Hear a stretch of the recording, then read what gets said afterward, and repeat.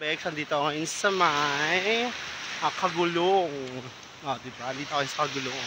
Nakita yung dagat na yan. Yun, ang napakalawak ng dagat. Ayun. Yun. Ayun, bonggan.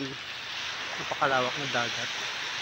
Sinando ko yung nagpapanghuli ng isda kasi iniwan ako. Ang bis-bis mag-ano ng isda. Bis-bis mag-ano ng isda. Hindi ko na sinamahan. Ang layo na eh. Ang layo na eh, kaya hindi ako isama.